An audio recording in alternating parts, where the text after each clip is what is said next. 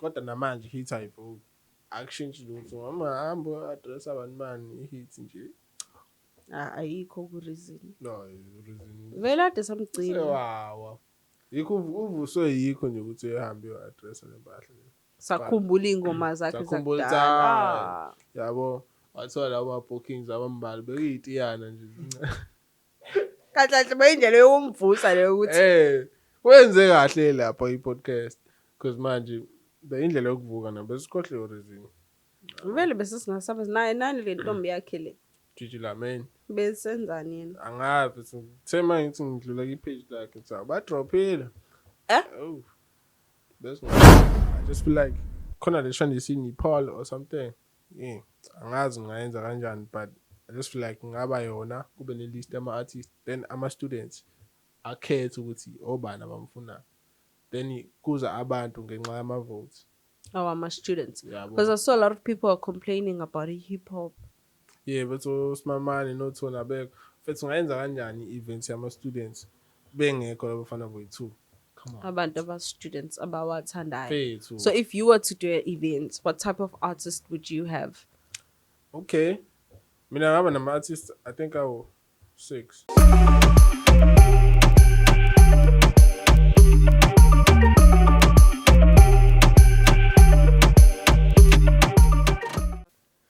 Hey, welcome back to another episode of You Can't Shazam Podcast with your favorite host, Asama Polo.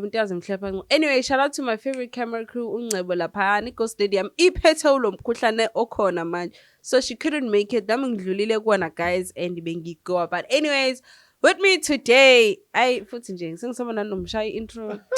Manje unesicefe. Angiyazi nje co-host enjani lena eUkhali boy ihlezi ingekho. Yini inkinga yakho? Apolo wafethu ngibambekile bese izinto ezincane nje yabo bese. Easy place. Ezincane nje sincane nje bese. Span esincane. But anyways before we go any further guys, yes, co-host yami ehlezi ingekho. Ngikhona namhlanje. After namhlanje sombona after 6 months guys, don't worry. Kulele. Sizothuka necamera. Kulele sizoba on. But anyways for those who don't know you, ubani uKhali boy. Okay. Okay. Malisto. uKhali boy. So cool lo ophambi kwenu. Khalisto Malisto enjoy game. Ighost yamakhosi. Into engabhayizela. Okay. Hambolal. Yeah. All right. Yeah. Uzisho wena? Zisho game? Ngisuka Pietermaritzburg. Ngifunda DUT. And yekeni lento ukuthi manhlanga nami esikoleni. Nilokho nibuza uyafunda ngiyafunda bafethu. Angihleli ekhaya. Niyekeni le nto leli futhi angithule futhi. But yeah, uKhali boy ngisuka eMaritzburg. Yeah, la eThekwini ukuzofunda ngishaya management. Kancane but yeah. Yabo uzokhula gcina sengibo skilo. Kasibani lo? Uma skilo? Uma skilo? Skilo? Hoyibo skilo. Asmas. Le brazo lehamba no nakhonje. Nobani? Nomshunqisi. Oh no. Amas? Face na le brazo I think idrive lomshunqisi. Se-Afro face. Ihamba noTira, ihamba nomshunqisi. Ebhizi nje lapha eAfro. Yena nje umuntu odriver lezi zinto lezo. Yabo. Yena umuntu owenza izinto zenzeke eAfro. Oh. Shout out to Skilo dog. Shout out to you Skilo. I don't know you but mhlawumbe sengizokwazi. I feel like umuntu once okhuluma ngayo on a podcast uvetana vumbuko on your TikTok. Yeah, yazi ngisazokhuluma nangoSkilo wethu TikTok. Yawona le genge le behind the scenes. Kama careers ama artists lo genge idinga credit njengoSkilo. Dog asazi ukuthi wenzani but shout out. Yabona into yenza ukuthi yenzeka. Ngihlezi ngikubona dog. Khona lo munye ahamba nawo ba upho. Upho lo. Nawe dog. Ngiyazi ukuthi ukhona. Kwama careers all over lapha apha. Shout out to Nina Gents. because ngiyazi khona into eniyenzayo into eniyenzayo niyenzeke. lento abayenza yenze. Hey. So how do you feel with people like bekwazi due Men. to like when you do ama ratings on TikTok and all of that? Iy'ngoma zabantu, you know, when you rating, saying, okay, uma kuzophuma le EP noma le album yasibani bani. How do you feel about that? Like rate lokho. Dog, mina into yokuqala before ngirate. Okay, kuyahluka ne. Khona ipromo mase kuba nale video le. Khona ama videos angama promo ne. Mase kuba nalama video lawa asuka kumina. Yabona mayisuka kumina awuyiza kahle ukuthi hayi kuse uyena ukhali ke lo. Uyeyisa-ke la. Yabo imina ke lo. But makuyi promo mhlawumbe noma i-style nje bese obonayo ukuthi hayi ukhali nje akusona i-style sakhe. But abantu namanje futhi abantu understand lento ukuthi okay le video le promo la ku promote ingoma yabantu i-upcoming artist nani. Example ngeke mina ngidlala hip hop nje bethu khona le hip hop le yabo mawungena i-page la mawucheck la khona lezi ngoma nje ubona ukuthi futhi akufani naye. yabo. But abantu bayahluleka bethu ukuhlukanisa leyo mpahla leyo ukuthi hayi le promo lena umkhali story lona. So ikhulumela nje ukhali. Ngikhulumela nje bethu yeah into kanjalo. How do you feel about, because there was Friends of Amstel, right, recently? Sure. And then how do you feel ngale ndlela abantu ade bekhuluma ngayo towards your favorite boy uThukzin? Yo. But No, like they were speaking about his sets ukuthi abakubudlale at this time instead of that time. ayabona ngabe ngiqamba manga ube ngiyazi ukukhuluma Awakayibona lo ma comment lawo? I lutho dog yo nayo friends of Amstel bethu ngabona ngibona ngeyithombe nje ukuthi hayi ikhona but ayikho into Gqugquzela. But recently you went to an event yase DUT in, I think it was PMP or what? Nah, Steve. Where was it? Steve Biko. Yeah.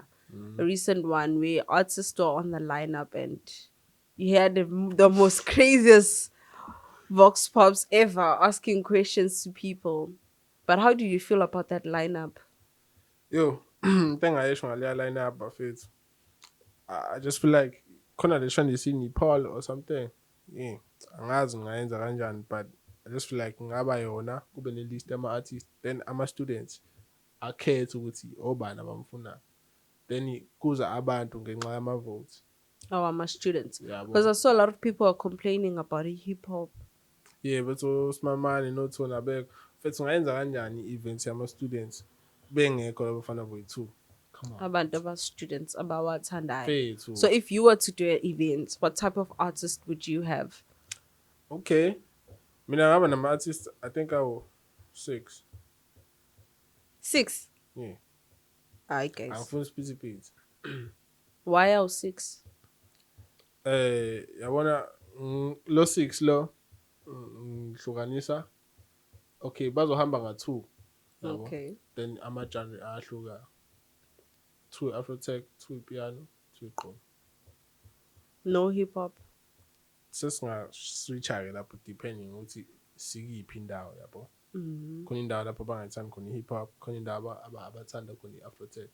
Kuyo depend lapho but igqom nepiano likhona. Yeah, because that's like. Then igqom Thukzin velo on. Yabo? Thukzin kuyigqom. Okay, fine. Yeah, ngimfaka igqom but yabo. Why uzomfaka igqom? Ebekwazi ukushaya i3 step kamnandi kanje. Okay. Ngithi ngimfaka igqom kuzoba uyena nomuntu egqom. So ngimfaka igqom. Ubani lo muntu egqom? Angazi ubani but yo depend ukuthi kushisa ba ngaleso sikhathi. Yabo? Oh, when I come ukuthi uba ushisa egamini. Yeah, yabona ngoba ngitshena ba u2, khamba nga2. Boba uThukzin. Mase nalo shisa. Kwipiano. Kuyo depend ibudget ithini ke lapho. But ipiano fethu piano la eThekwini fethu bakhona ba representayo oxola no Kona R, no range. But kuyodependa ngabantu mfethu bafuna abani yabo. Bafuna ba. So Yabo. basically, in your events will not depend on people's views than yours. Yeah. What if they break your pocket? Phela that's why ngeke ngenze event. Because some pull pocket. Yeah. Okay, it's fine. Anyways. Event you win or lose, sonke siyazi. All right. Anyways, this year I changed my game a little bit that we're gonna play. Okay. It's Smash, Pass, and Marry. Okay. So I'm gonna ask. You can't ask me. Yeah. Because you can't ask me. Clear. Because if you ask me, I just think you wouldn't know the people you would put. Clear ngizobona. Okay. So, Relax ngizobona. all right, I king. So buzana. I'm gonna do my 3. You're gonna do your 3. I'm gonna do my 3. You do your 3. So it's 3, 6 people. Okay. So first 3 for you is I've got Zinxumalo.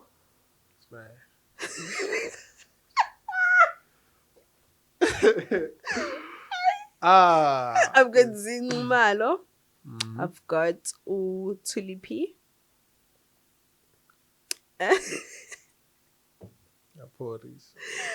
And then I've got Nomzamombat. Hey, kill Awukho kill khona Smash, Pass and Marry. Oh, pass ke Tulipi. Okay.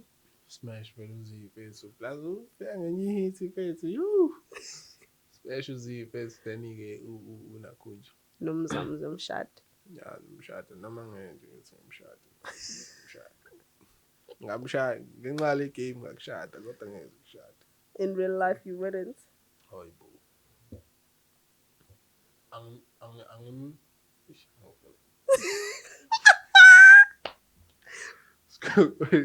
Sikhuzile lethu. Sikhuzile lethu namhla ngiyiphathe kahle. Okay. But yeah, So wena siyiphatha ke uPlex Junior. General. I know no Donkey Boy. Okay. Okay, Susu Donkey Boy from Gilan. Pass Mkilane. Oh. No offense. Oh.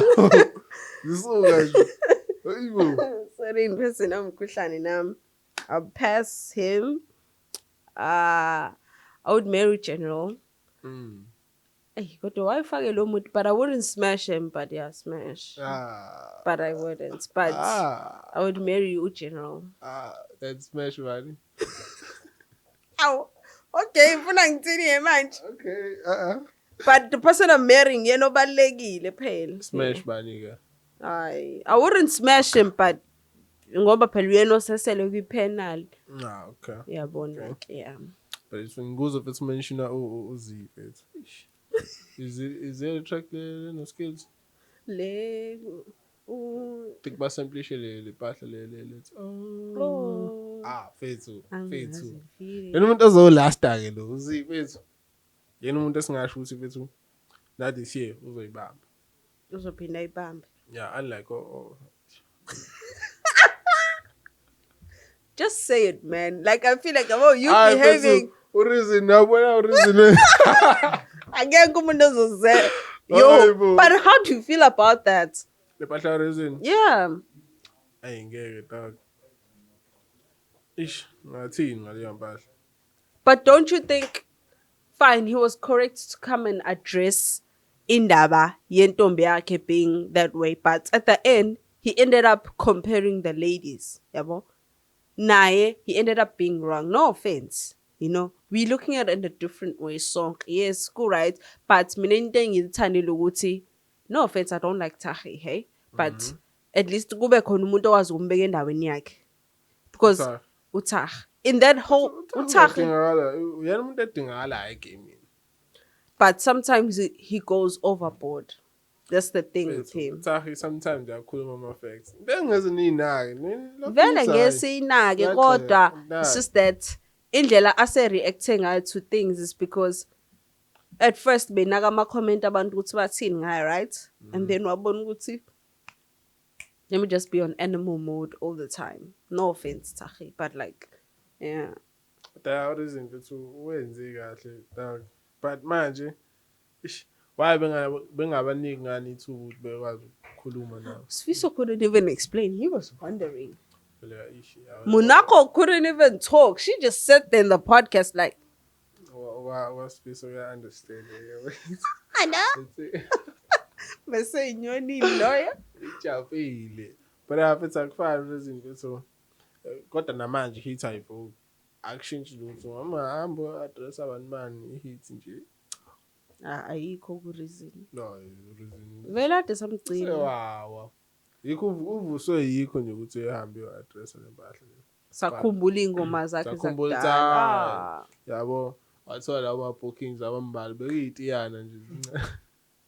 Kahle bayindlela yokumvusa leyo ukuthi wenze kahle lapha i-podcast because manje beyindlela yokuvuka nabo besikhohle reason. vele bese singasaba naye nani le ntombi yakhe le. Gigi Lamen. Besenzani yena? Angazi sithema ngithi ngidlula ku-page lakhe tsa ba drophile. Oh. Besingazi. Lapha si game ishinade bengifuna ukisho. Yazi game ayisafani. Piano game. Vele. Igqomo liyaboya. Uphoro keep album. Think EP album. Nesithombe sibomvu. But kuthulakele nje ngathi nje akwenze lutho. Akhipha cover mom uzobona. Mfethu ngeke yabona mapholo tengihlezi ngikhuza. I-album yaKelvin Momo mayiphuma. Abantu bengakayilaleli ngisho ingoma ezu2 sebayipost. Hleze kunjalo. Mfethu yanena umbhuqa mfethu uKelvin mfethu. Yabo. Zikhona zeblind but ngiyekani ukuthi mayiphuma mfethu. Within 2 minutes, 3 minutes, siphumile ingoma kwama-comment section. Subona ama-5. Ama-5 emoji, hayibo. Yonke into, everyone's crying. Hawe ma. Mfethu ayenziwa leyo nto leyo. Relax mfethu. Mhlawumbe ingoma eshisayo lapha ayiphuma after week yabo. Contract like sina ingoma lapha. Yabo. Fana njengoba abalwa naye. Yabo like bangcina like yabo benza iskandal ngathi baxabene. Yeah, leyo mpahla iyashawa ke. And then emva lokho mase beshaya lo mpahla lese Bazokhipha ingoma. Sebezokhipha ingoma. And I was like, okay. But anyways, let's go back. Let me give you your other 3. I've got Cinema Katini, Saint Bucci, and the last one I've got Utsusombet. But man, I mean, focusing on okay, let's check out Ulo. Then we have who's this one? Mbalenhle. Siswa. Yazi ngiyasho ukuthi no man. Hayibo. Mbalenhle. Doggy. Smash, pass and marry. Mfethu Mbalenhle nenhliziyo enhle mfethu. Ngamshada mfethu yabo. Okay. Akanalo lento ukuthi hayi kusengiyi superstar mfethu. Yabona ngiyazi ungikhulumisa mfethu. Mbalenhle afana nawe mfethu. Ngamshada nje mfethu. Then Makhathini smash. Kodwa mfethu khona into ehambile yasimela lapha eMaritzburg yabo. Teddy boy. Yeah. So nje. He's here now in Durban most of the time. Ulina. Emaklabhini alana. Amaklabhini yana umbona nemayizinga la. Nama ngahambi emaklabhi mfethu. Anganothi evila ngapha. Amanga. Mfethu anganothi evila kunjani ngaphandle. I'm disappointed. Mfethu. So you marrying Umbali, you smashing Cinema Katini, so you're passing with Saint Bucci. Mfethu nayazi nekandela eningi. KP like pass. So who have you got for me? Okay. Thukzini, Utira, noba, Brazil one, no Kabza. I'm a Braz. For I'm a Braz odwa. Thukzini Utira Kabza. Okay. Pass Utira. How? How guys? Aw. Indaba. Hayi.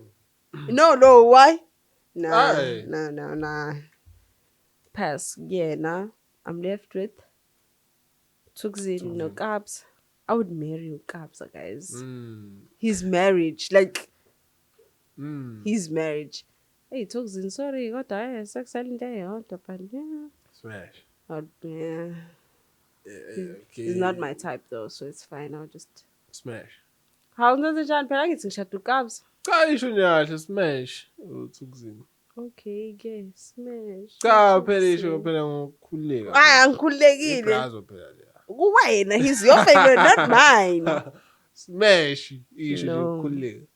But yeah, fine. What are ibrazo? Yeah, that song's a Shatu Kabs. Not yet. Kabs unayo ntombi. Hmm? Unayo ntombi. Shati. Huh? No, my God. Ushadile uKabza? Mm. Into singakwazi lokho. He never posts about that social life. That's the thing. Ngeke. Ni No, phandle. like, global. Like, no, unkosikazi ungankingi. Why don't you guys ask yourselves ukuthi uKabza umuntu onjani? uKabza mhlawumbe nikaze naku uKabza uthanda ama bookings around la azowazi ukuthi uyakwazi ukubuyela kwakhe ayolala khona. One, unless uye phesheya. But Melan uKabza isikhathi esiningi sakho spend up. No, like most of his time besides being here in South Africa, wenzani isikhathi esiningi? Produce. All the time. He loves wazi khona nakho nowazi washo Okay, bambuza. ushade kanjani ehlala nama out endlini?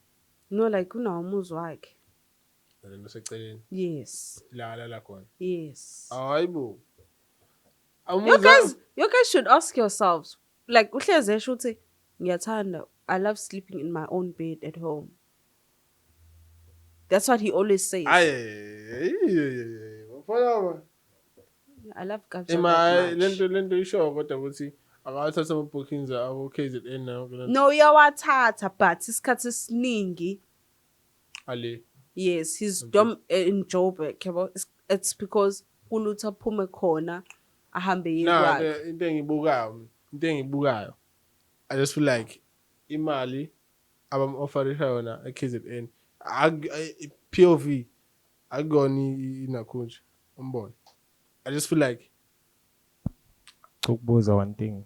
It's not ukuthi mhlambe ngobona ama business amaningi operator around Joburg mhlambe such as Sound. Yeah, all of those things. Maybe ibona lokho. Those are the things that make him stay that side more. but I'm sure. Nemali now how guys. Okay, asuyekeni ke indaba. Ushadile wena. Yadla phela brazo. Okay, but mina ngowami umbono, I just feel like umbono. Ish, abantu please.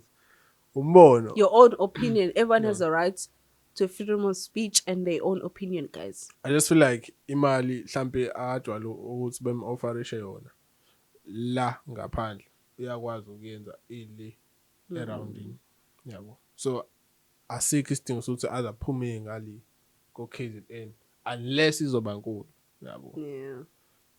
Kanjani. Okay. Kodwa ukuthi ushadile ke. Okay, asiyekeni ke. Quest umuntu ushadile. Washada mase wenzalana. Agoloza ama hits emva lapha.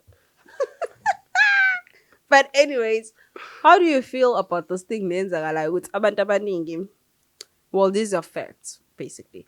Abantu abaningi laba bathola ama bookings aphesheya. Isikhathi esiningi kahle kahle basuke be-accommodate kwama flights ne-accommodation mase bayaperform mase baphinde babuya beze la eSouth Africa. They don't get paid abanye babo. I will not say names because I know some people that don't get paid that go overseas. Phesheya, LA, all those places. Or God. Mhlawumbe basuke benzela ukunyusa i-audience yabo. Nabanye la eThekwini mawuthi mhlawumbe i-Festival Rocks abanye basuke bezoperforma for Vele nala but I'm speaking about laba abaya phesheya. Maningi ama artists wazi aya phesheya all the time. uLimeke, uScott, leyo gang nje yeNike, lego yeNike. Yona gang nje yaphesheya. Basta nobani bani. Ngeke uzobabona phesheya. And futhi into engangikhalisa ukuthi okay lesengiyi-artist. Into engezingikhalise ngokuthi ngiyephesheya ukuthi ngiyophefomela i-club and ngiyophefomela abeZulu futhi lapha. Yabo. Ngiyophefomela ama-South Africans and i-club. Mina kuzobe i-ghost hamba phesheya ufike ushaya i-stadium ngale. Angiboni bakhona abaningi kangaka abayenza leyo mpahla. Ngabo nje olapha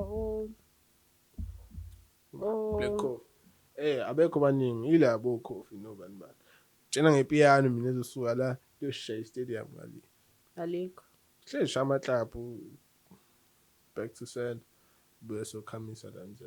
Vele, that's what I'm saying. How do you feel about them? Ukuthi bayephesheya without any payments. Into abayikhokhelayo, it's just accommodation noma flights abo kuphela. I just feel like yasiza for exposure, ne? Naye asho ukuthi hayi nami ngeke ngaya phesheya. Bezokwazi ngale, yabo. Mase bekwazi ngale bayagcoba futhi nangale. Hayi kuse amasho kanti hayi bayibuya sambuka vele, yabo. For exposure nje phezulu. Nami ngaya mathiwa ngi-artist ngaya. Perform bazi ingoma zami phinde ngibuye. Yabo, yabazo streamer vele. How do you feel about Nasty C esebuyile naye? Ngala?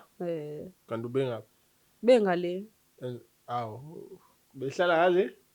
Bese ngale. Abe? But I just feel like ubuyele ukuthi senentwana or something. Hayi kuyona leyo. Mhlambe ke. Mhlambe ngenze kube lokho but ish. Kodwa manje khona into engayenzi sense ngalento yaNSTC. Bamfaka ko Rick Ross, bamfaka Rick Ross or Fresh Mountain, yonke nje liking eOrlando. Bamfaka. Why manje? I just feel like change management or something. Yeah, kuSimamane. Vele. Yabo. Because manje same people laba babefaka uNSTC, no Rick Ross, sebefaka uSimamane ke manje. Yabo umhlanganise zonke lezi zinto lezi. But uyoshaya music video eDubai Simamane bethi dog. Face into engihlezi ngisho bethi ngama-artist. I think ngazi ukuthi noba faka iqueue. Linda abantu beqale beyikhethele bona ingoma abayifunayo. Wakhethe wena. Kanti ushaya yakiphi ingoma? Ushaya utshwala. No, like uSimamane. Simamane washa yiphi ingoma music video. But akuyona ibank. Akuyona ibank. Akuyona ucheck, akuyona uvalo.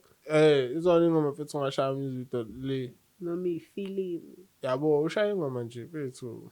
Beka ingoma i-blind kona dog but beka ingoma dog. Akuyona ingoma. Ngoma But yeah, I think ngayisho mfethu before ushaya music video mfethu. Linda abantu silinde mfethu. Sikhethele ingoma lapha. Ungakhethi nxothi wena uthanda ini? Relaxa. Yabo. Alobana leyo nto leyo uthi hayi mina mfethu ngithanda le. Ngizoshaya music video. Relaxa ni. Wena yonke mina i-album yafaka iqueue. Thanda ishaya izulu. Utshwala nje mfethu ngisabathi ngiyazama ukuyifotha ngasho ukuthi ayinkosi yami. Ish. Nayi ishaya izulu lapha mfethu. But I was not happy with how it went. Lengoma le yamaPholoba. No offense, guys. I felt like Zinxumalo on her own with that song was a banger. She did not need uSetril. Ukuthi yayalikho ingakho nje. Because the time ngifaka mina TikTok ngangiyilandele ku YouTube. Yayilikile le mpahla. I think nayo bese give up ufaka iqueue. No, that song was good on Mhlawumbe wezama ukuvusa uSetril ngoba la wahamba na phela akasekho egamini. Balo. uSetril. Manje. Okay, thank you. Ayikho. Manje. Guys, ufuna ukubuza something la. Yeah. uSetril manje ngizokuthiwa usene I think uvula ilebula or something. Yini manje le? I-record label yakhe. Yeah, record label. Ngizwa ngathi izinto kanjalo. For mina ngikubuza vese guys. Ngicabanga ama-artist ala ayakwazi ukuhlukanisa music ne-business ne-music business sengibuza nje njengobona sibebuya mhlawumbe ngoba mhlawumbe bahle understand ibhizinisi yo-music ukuthi isebenza kanjani phesheya or mhlawumbe ithalent baningi abantu abashaya isound efanayo hip hop. I just feel like unesizwe reason why ayibuyile imhlolile imarket yangale. Ubona bese shaya ingoma zangale. Turns out ukuthi abantu abayingenzi mshana. Kwele ekhaya manje. Come back home. Uzoshaya izolo bagger. Sizoshaya lezi ingoma lezo o Dereko no Juice Bag. Lezi ingoma zane. Unesti sinayo asimazi. Lezi khona nama-album la asenaphuma nje. But yeah, on that note, I don't think they understand business nelo. I'm an artist. Some artists, even like nanokuthi umuntu yabo umoyi artist manager yakhe.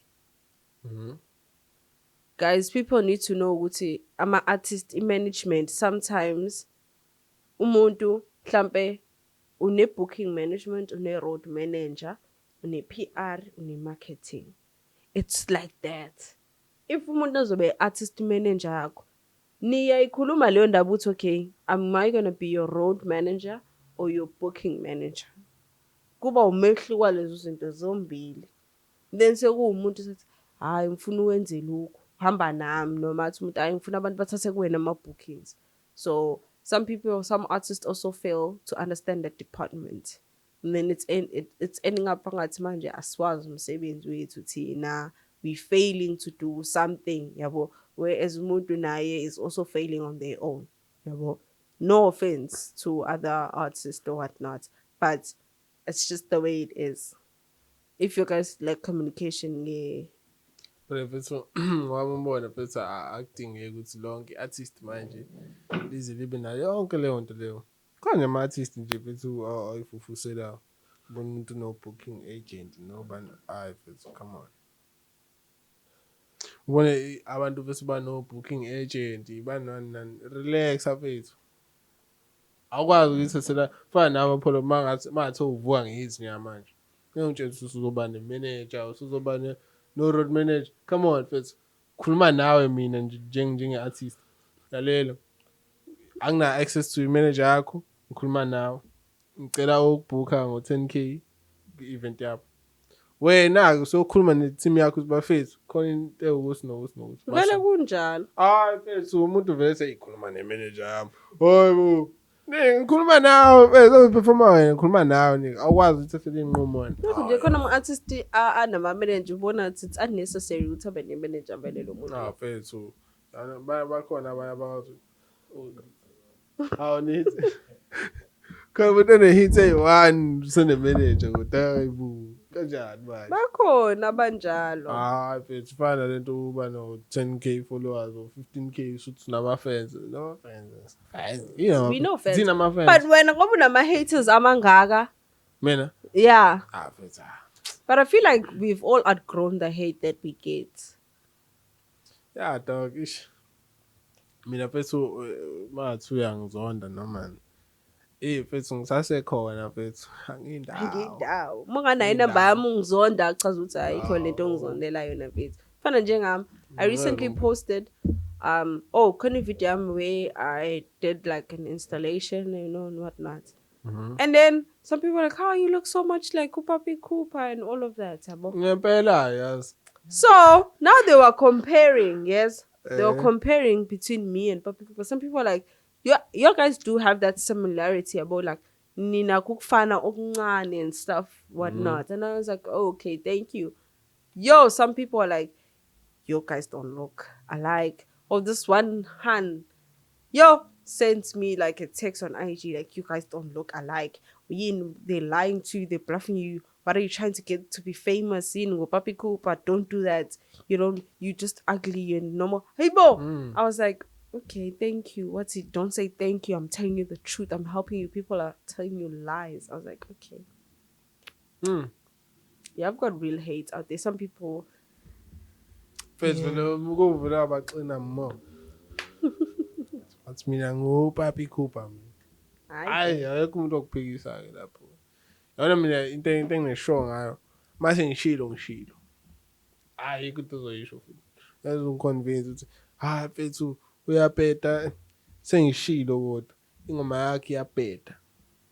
And there's no going back. Yeah. Isho namhlanje noma kuthiwa ikhuzile kodwa kusalayo. Hayi akufuni kuhlangana nabantu nathi awuthini ngami mfethu angina backup la eThekwini. But okay, with all the hate that you're getting, I feel like it's gaining you more access to so many things and people knowing you. But i-hate ayisekho kumina yazi. Yayikhona kuqala njengamanje nje sekuvibe nami njengamanje uthi ubone hayibo. Khona omunye kuthiwa ubani mfethu usibukhado. Wayikhomenta mfethu ama-video ami mfethu last year. Ethi wena mfana uyapeta kanjani. It's all right. Yazi wena futhi ngangihlezi ibona because manje ngangibona ukuthi ugqoke isigqoko funa ukusho isigqoko sani but khona isigqoko sesigqokani ke. Phezulu uyakhomenta lapha hayibo. This year, think ngoba kuFebruary. Sengibuka wena usubuza mina futhi and futhi wakhomenta kuqala uthi iphuma nini le ngoma Thayibo. Braz. Last year wawungihate Oh, this year. njama seyayibona into engihlezi ngikhuluma ngayo. But it's fine. Game change. Yashintsha. Yabo, you understand. So in that, have you ever been undermined under your work? Yeah, dog. But yabona abantu abaningi mfethu ngeke ngiwasho ama page yabo. Mhm. Ngeke ngilisho page lakho nika but ungidakela dog.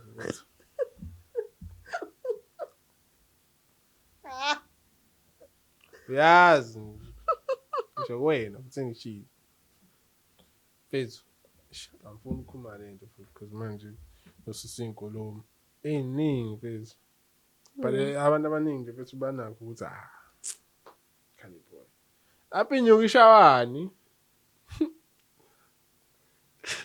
kadlala kazi cabanga ukuthi khona mfethu ikhona engenayo yabo angene yaphuma but bethu bakhona labo bantu bethi Khalipo yasuka Salona.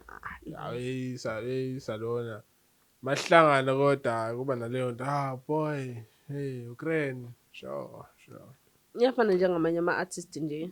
yeah nama ama-artist abathi Khalipo fana nani umuntu mhlambe mina I don't mind ukuba left out mawuthi kuyahlangana or something. But most uzongitexta masuzodropa dog. Ayenzi sense.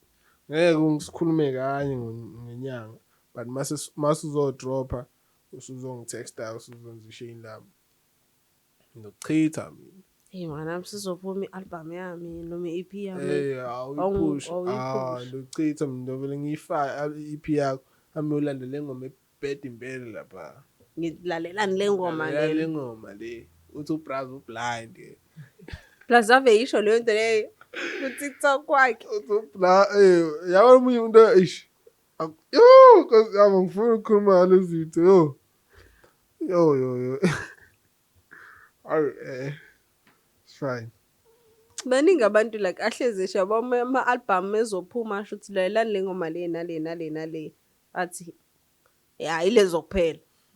Qedile ke ngiqedile futhi yabona nje bethu i-album yabo ayisanda kuphuma basanda khipha i-album angazi basanda khipha bethu album ya-Gold Max yip leya last year le silent no Black Junior le silent unyaka no half okay khona i-NUR khona 10-111 London 175 sana 10-111 NUR kube yini Gobela ayezinye sengayidlala endlini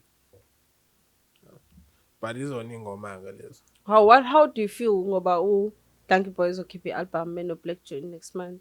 Oh, it's supposed to be so next month or this month but ke asazi mhlambe nabo bazothatha isikhathi. No mfethu ishinka landela ngawo because no Dankie Boy ngangibagcwala ublind do yabona ngiqamba manga ublind namjida lo because seyaba ne studio session ngikhona ngambona ukuthi kuse nika bese sinalo talent but angijwayele ukubona okuningi ngaye yabo Ngijwayele ukubona mhlampe mayisiphumile ingoma yabona. Ngijwayele ukubona ukuthi sebezokhipha-ke manje. Kufana noSalam Alaikum. Yabo ngabona sengiyibona nje siphumile impahla. Oh ithini? Ngabona ebhenga yakhona. Yabo. Yeah, one of my boys is in there. Umuntu bese ngimlandelayo bese uThukzini. Yabo. Hayi phela ke ungoba ezokhipha ingoma nje benokabs. Fethu leno ze. Fethu. Yabona njengoba ngisathule ngilinda usiphume mfethu. Hayi. Khona naleya yenze khona no limit. Leya. Khona no limit phakathi. Acula kuyona uthena singikhohle igama layo nayo. Uthi nami ngeze ngilandele zonke. But ingoma engazi ukuthi zizophuma eshisayo iyona liyana. Kube no skills nozinqimana. Oh yeah. Izona ingoma. Because nami mfethu iqoma sathani kangaka sengithanda lesa style. 3 step. Esi.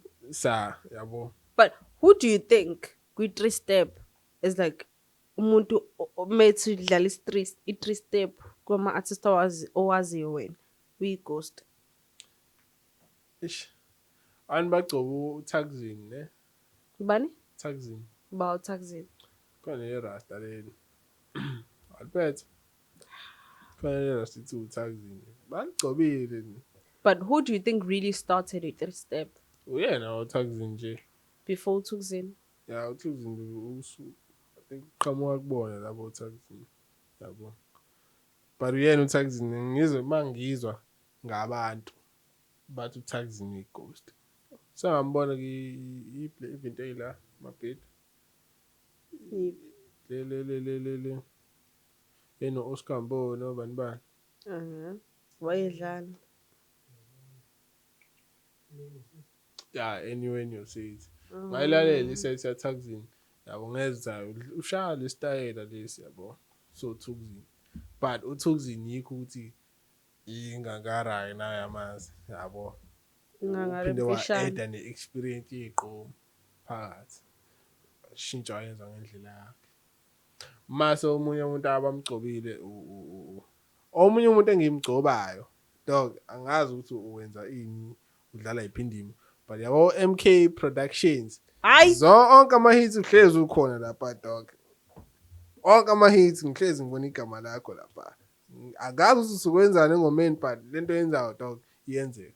Shout out. You know ukuthi MK Production has been in the industry way back. It's just that baqale manje ukuthi badedele negama labo uthi libhala. Qala bebebhala kwama credits ngemuva kwingoma besayini kuphela benga For MK Productions. Phela. But manje sebefuna negama livele ukuthi sebekhona. So nje yena shout out to yena umuntu ngisho ukuthi hayi uyavela yabona igama lakhe liyavela lapha but simboni kangaka but yabona ukuthi hayi khona ngoba vela kangaka uyighost. Uyi-ghost. But he does the job. Yeah, basuba noze. One ama vocalist bese How's he ghost? Ghost. He's been in the industry for a very long time. It's just that manje he's yeah, but manje he's just there like hits after hits. After sohlala song, it's just after yona kube zisho kuwe. How do you feel ngombali ebe artist? Umbali for being a DJ and it's actually good because it's women empowerment for us. It's actually double good. blinding. Ngiyambona uma upostile. Bethi izisethi yakhe lapho bethi blind umbali bethi ngiqaba manje. Ukuthi ngingisa ubuza lo mbuzo kodwa bengifisa ukubuza. Manje sixabane. Buza. No. Buza phela. It's a behind the scene type. Okay. On. Ingoba. Hi. Hi. But anyways, what's your word? What's your thoughts? What's your word of the day? Noma ngabe fethu ushizilanga kanani dog uphanda kangakanani ungancengi imuntu dog Asincengi ungasiqabuli futhi isinqa fethu noma ngabe kushube kanjani but one thing for sure uthi nje wena isinqa usiqabuli noma ngabe kushube kanjani dog. Then what do you say to people who look up to you? ngisendele imali. Odd. Ufuna ukubuza umbuzo bethu kade ukhuluma ngomapholisa manje ukuthi umapholisa ukhiphile but abantu abazi bethu. Umucabanga kuyona downfall yakhe umapholisa manje le. Sozawa lo ya utira lo yani. Phori netira bakanje. Badlala kanje. Soze wa noma athi ukhipha umbhedo onjani. Soze wawa uphori. Upholo. Uphori soze wawa dog. Lento ngisho utira nayo so lo ngazalo mina utira ukhona. Namanje. Yabo ukuthi yikho utira ukuthi uyi-legend. True first lento ukuthi uKabza unfollow umapholisa kuma socials. Hayi. Yeah. I'll check. But they work together though. Yeah, angibona ukuthi khona ibeef ekhona. There's no beef because Ubor follow umuntu oyi-1 I think. Follow yena in account yakhe. pen. Yabo. Beyonce number 2. But futhi angibona ukuthi kune beef ekhona. Because they work together in studio. They do a lot. Kabza nokushaya ama-jokes. Abantu abayikhandela ibeef yabo futhi. Bafuna into abazoyixabanela though. Unokushaya ama-jokes ngoPaul futhi uyabona. Paul nje kurelax. Shaye phela wena Goldmax ngoPaul. Angeke bana last. Ngiyadlala dog. But anyways, kodwa uqinisile umapholisa is everywhere. Ngombuka nje manje keep ingoma kuyigqomo. Usabuya lo aphori lo waqala. But people are complaining about him. Right. Ukuthi like ngokuthi abathengele iKFC say just our own. Oba. Le ama-artist. Fethu. Setrilade we complain akase si right ngaye mina nje personally ngi-right ngawo. Yazi game thing I understand. Ngoba khona iBrazil ichaza nje lapha ukuthi if kuzofika umuntu fethu ezo-investa kuwena yabo akwenzele zonke izinto then masu right when u expect ukuthi uthathe yonke into uhambe kumele umbonge phela kuyabonga yabo. Bathi abanye ababhalile kuyingoma uyibhale yedwa kodwa ibona bama-vocal. Kodwa ngikuvusile phela. Spreadsheet abasazi. Khohla ama-split sheet. The fact ukuthi mina fethu ngikufaka i-spotlight wavuka waba negama. Seku-enough lokho fethu. Suhlelo kuyibambela wena. Yazi indaba bebuya kuyena kuthiwa Phori. Ungabahluleka ufike bahlule igame lapha phambili. Manje babuya bezokhala ngoPhori. Wena Phori. Hayi fethu. Because ababuka le ntwana le eshaye edebicula na Biring Maroon. Le angane fethu feyasha le hit song yes. Yawina uHappy New Year hlapha iteshe zingaki Limpopo uMpumalanga yonke leyo nto le yabo. Yawina intwana iqhubela nezinye ingoma zazo. Isivukile manje andivuke kanzima intwana. Umuntu ade singamjwayele kodwa manje sebemjwayele uyabhukwa manje ahambe athula ama brand deals. The next thing mase will uzobuya ethi mapholisa imali eBiring Maroon how come on dog ngikufakile ke spotlight mfethu wahluleka lapha kodwa indlela kodwa yabo uyayibona intwana ukuthi iyona kahle itholile imali yayo. Yawaleze imali ngokwenu umapholisa nithi akayona shuthi gatekeeper. Hello dog. Kuwena oyi-gatekeeper guys. Ama-gatekeeper abantu abama-gatekeeper ngeke ngiqamba amanga mina. Ama-event organizer, ama-promoter, abantu abahosta ama-event, abantu aba-gatekeeper. Nokuthi ama-campaign nama-brands. Yabo ingoma uma wazi ukuthi ukuyona. Ungathuli mfethu nawe. Yenza umnyakazo on your own. Ungalindeli umapholisa ukuthi mebhukwa fanele hlezi. Abafana njengale ntwana le ku-Uncle Waffles le ntwana le ecula uWadibusi. Le ntwana le relax ukuthi ingoma idumile right. Manje sekuthiwa uUncle Waffles akayiphathanga intwana.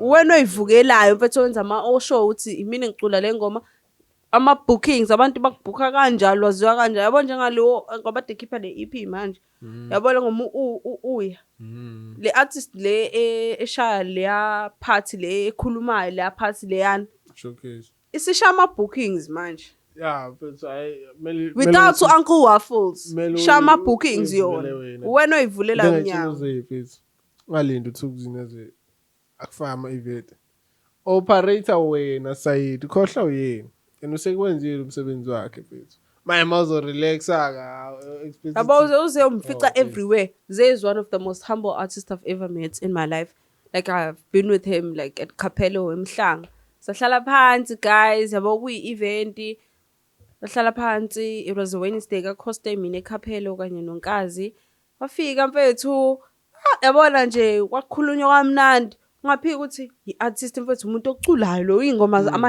uyi-hitmaker ingoma ey'ngaka but he's calm uhleli phansi nathi regular people wonke umuntu ayibuza ecishutha he stands up iyashutha abuya hlala siyixoxele nje mfethu ame most humble ever into engineshow nayo mfethu ukuthi i-one app mfethu engakwenzela yonke into TikTok phela ayikho enye into mfethu TikTok phela usuke abantu bengangenile ku-TikTok nakuyiwena liphela usungangena ku-TikTok sonke yabo so nje mfethu akumele mfethu uzulinda ukuthi ngoba nginengoma ne-artist phezulu lizongifaka hayi zifake wena zama ukuthatha i-credit yabo let's say mhlampe mina nginengoma nawe Apollo ngi-ghost noma wena ngi-ghost uwafull mina ngiyi-vocalist ngizozama ngayo yonke indlela ukuthi ingoma ngiyenze kube yiyami same thing ubelo owayehlakaniphela ikhula yabo le part ikhula ayiculo phela liyampahla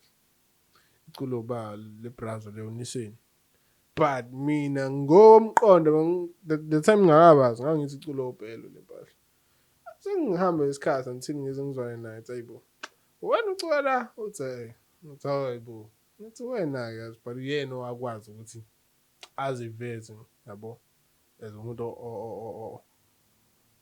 ophambili kuleya ngoma leya ba relax abaye angisho relaxile bolo but yeah I feel like ama-artist vele manje once wanengoma eyi-hits nebani uvetana Paul yabo njengo like oScope Maphuma u-DJ aphinde perform ingoma zakhe ugcwale ngaye kwenzela all in one yaperforma akuculela ingoma yakhe Olime Crazy nabo same thing yabo fana njengobani uvocalist mehamba amagig akhe uneyingoma noPapi Khupha ngithi hamba naye Papi efika acule phambili uthini ngale ukuthi Scott bantu bamzonda Scott Maphuma I feel like people don't know how to set boundaries towards an artist guys one yes niyamthanda for ama-gimmicks lawa ashaya kuyingoma and all of that but kubhlungu ukuthi manje mefuna ukuyothenga isinko emgaqweni akasakwazi ukuhamba egqoke isikhindi nevest nophaqo expecting and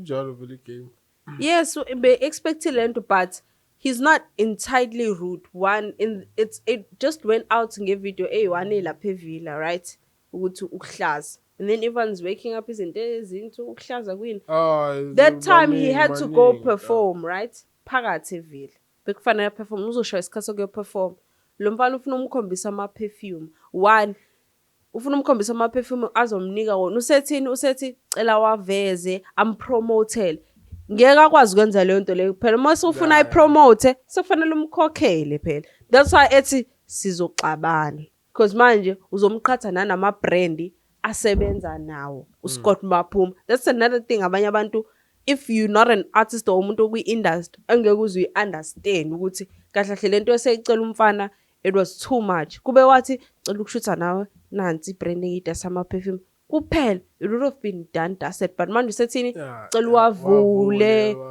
uwafuthe usumqhatha nebrand asebenza naye ama-perfume awumazi ukuthi usebenza nayiphi and Westnant ne-team yakhe lana yabo that's why that camera guy wamuva ifone leya isimuva isishona le because manje uyoperforma it's better ukuthi cela ukushutha nawe simple nishuthe niqede yabo but manje usufuna wa-perfume usufuna wavule ashuthe nawo you actually sorry mistake you actually asking him to be your brand ambassador because bazothenga ukuthi yena wathintile angithi sizothola ilo sekufanele umkhokhele phela lapho mase uzofika nokuthi umkhokhele uzobe senithini awuyabiza ayikho bese into enzima ukuthi brazo ngicwele ngawe ngicela ukushutha nawe ngikuphathela ama-perfume simple mase uyahamba ukuthi manje sokufuna avuleke manje hayi come on mfethu. That's why people were saying he was rude for that. He Kodwa was not zikhona rude. lezi zinye mfethu khona lo mjitho wamdweba mfethu kwabuza ukuthi ubani lo aphethe uvidiyo dog mfethu Wambuza ukuthi ubani lo? wamdweba then wazomlethela isithombe uScott uyabuza ukuthi ubani lo doje la dog yini enzima ukuthatha isithombe mfethu ma usendleleni uyasilahla usilahle ke Kanti sasingekho yini? noma athasibheda kanjani thatha isithombe ufake emotweni Wee. usilahle endleleni ayikho into enzima uzowazi ngani because no phora abayisho ukuthi uma befika endlini Phela kwesinye isikhathi guys yabo understandani ukuthi labantu they end up going with brands, teams nani so bagcina sekuwukuthi manje if they yabo nje fana nothi brand ambassador ya Nike the way he wears Nike yabo ngeke wena umuntu ohlapha ugqoka maybe say for instance me ngqoka Adidas sengizomnikeza ipresent ephuma his umqhatha nebrand asebenza naye yabo it's those little things that abantu abangayi understand nama artists ukuthi there's a deal I sign naye ukuthi okay yabo njengozi uzinxumali unophuma ngithi everything exclusive kaphuma iqala kuyena ngeke wena uzomnezwe Nike impossible but ogcineni kosuku uScott noma ngaba rude kanjani blind akushintshe yeah guys phela nabo kodwa bamhloniphe yabo umuntu even akasakwazi nani ukuspend isikhathi nomndeni wakhe if he's going out with his family for breakfast mhlambe baye eWimpi akusezothi efike eWimpi se abantu belakhe bedlula abanye sebezodisturb isikhathi sakhe nomndeni that's another thing abanye abantu banga understand sebezotafuleni sanibone sisacela ukushuthana yabo now umndeni wakhe is like what was the point of us going out naye na umndeni ukhalala leyo nto leyo uthi what's the point of us going out naye enganaso isikhathi so sisahleli naso sisadla breakfast nabo abantu sebesingungise sebefuna ushutha noma sihleli naye asifuni ukuvela in his light sebeyasividorize naye so umndeni wakhe that's another thing abantu abayikhalelayo ibamba ke lo yabo now ngoba uwazi akungeke kube lula ukuthi uhle nomndeni wakho awuzobani hayi ngapha clouds leyo nga but if only you knew masungeke ukuthi abantu like hayibo lona hayi yamazi yabo like pinpoint simple nginawo lo clouds ngapha no mina ngisayigibela nje kwa taxi natsagibela ema uthi mhlawumbe ngendaweni engayazi noma mhlawumbe indawo ecashile yazo request ya request but itaxi nje Bayishaya sonke itekisi guys elokishini uzofica ngihamba ngophaqa nesikhindi ngipholele but people don't see it yabo fana nothi umuntu akubona hayibo yazi ngibonile on a poster kanje siyakubona elokishini usekushutha isinomi kanjani seyapost buka lo muntu enithi ini yabo it's really annoying like I feel like people boundaries as I'm an artist there's a lot of boundaries people tend to dissipate because I just hayi yabo lo muntu siyamthanda yabo ngelento most ama artist eqhoma la hlala ala eThekwini hlala malokishini angazi yabani ahlala emalokishini mina nje elokishini lami mina ngiphethe International Pantsula DJ Leg 5 minutes away from my house phethe lentwana le ayiphethe kwi-Harry Boss no yebo nanu KC Drill ngiphethe uBepe nokwa ngiphethe still.com ngiphethe A-Kid elokishini lami abantu like yabo ingazi ukuthi hayi phambana nami gaqwa ngiphambana awulegi ke ku-asa okay uleg stick to his uleg uthi edlula uthi edlula mfethu yabo elokishini medlula ngemoto yakhe hayibo weleki ya mashayi uthi anibikelele nonke intwana sami zogcwala emotweni ngishaya high five ubona ukuthi humble mfethu humble as hell fana no pastor but pastor ne round yakhe usaya but uya each and every day nomshithi ahambe nangeenyawo elokishini poli naye uleg mfica edla igwinya lapha econtainer lapha ngakubada be ipholela hayi ukuthi sedinga ukuthi manje Hayi mfethu, musani uyiphakamisa bafethu.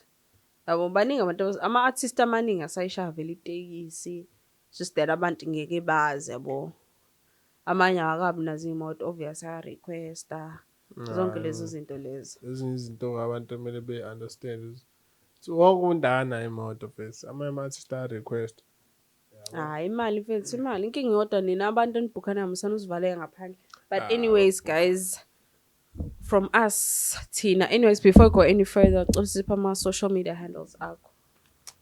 Oh, okay. Facebook anginawo ne. Bengithi ngiyafuna ukuqala but Instagram Caliboy_Sokhulu. TikTok Caliboy_Sokhulu. What else? YouTube Caliboy_Sokhulu. Yeah. Caliboy so cool. Then on Twitter no banibana. Akekho. Benibona lo ma-account uchaza ukuthi fake guys. Vele abantu baya-catfishana these days. So Angafiki kule point ama-fake account.